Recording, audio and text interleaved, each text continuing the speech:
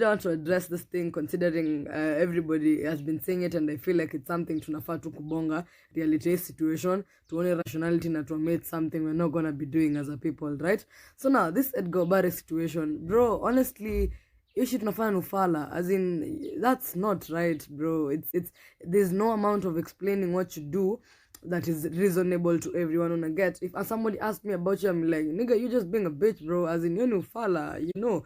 Number one, it beats logic to call it personal life when someone is out there airing it in public. I don't know if you're getting that concept, as in akuna point ya kuita personal life when you're doing this thing, when it's being aired out in public. Now this is the thing, let me show you what's happening, and this is why this whole concept is wrong. People out here need to separate celebrities, as in don't.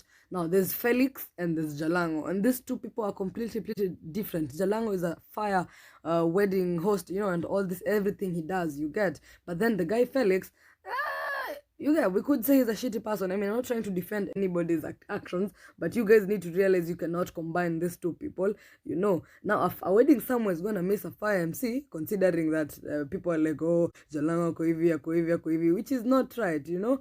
Now, number two, you guys need to realize when you look at a celebrity, there's a whole team behind them, you get. Like, when I was saying, there's a photographer, there's a manager, and all these people are eating from the gigs that this celebrity is going to be doing. So don't punish all these other people because of one person's moral activities. You understand? It's really not right. Guys need to give celebrities it, and they're also people. Una get macheni ku act nika say ni my gods. I say ni watu, they do some fucked up. Number two, even us as the public, man, Edgar Obare man tunamfollow out here, and we're doing all this thing where, as in, don't get me wrong. It was funny by the first time. It was really fun because hey, yo man, ebwenda chiki vitu vya Sidika amefanya, amwenda ono sijui MP wa wapi. It was all fun and games, right? But then says, bro, you're crossing the line, bana. As in, families are getting broken, man. Kuna dem flani somewhere, she just found out she's married to a fuckboy, you know. As in, that's a lot to take in, and I get, like, nobody would want to be in those shoes. So let's just give it a fucking minute, you know. As in, at the end of the day, you guys need to realize that inakuwa toxic kwa watu, you know.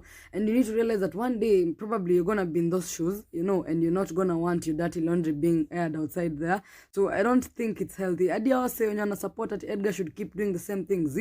Nobody would. Hakuna msee anataka afanywe hivyo, you know. And you guys need to understand that this is a brand that is taking an L. Let's not do this thing where tuna video, as in we tunawakisha moto and then tunamwagilia mafuta. You know, this situation is getting out of hand, and Edgar Obare, bro, you could use your platform for many other things. You see, if you're exposing politicians who are fucking up our economy, fine, bro. If you're exposing vigilante who are killing people who follow, fine, bro. But then when you're doing people's personal lives and you're using people's emotions and the dynamic of life to get money, now that's wrong. I don't know if you're understanding. That's like human trafficking, but then you're trafficking emotion. You understand? As in, that's a thing that you cannot be doing. And then you're a man, bro. What happened to your ego? You know, I don't know if you're dating or whatever, but I really want to know this chick mwenye anavulia mwanaume mdaku nguo. You know, nasi ati ule udaku ya wanaume ya bedroom, udaku ya social media, where you feel like it's a good thing to be called your teeness. Ule buda upedi udaku. I don't understand that dynamic. So bro, just collect your ego, bana. Jeshimu.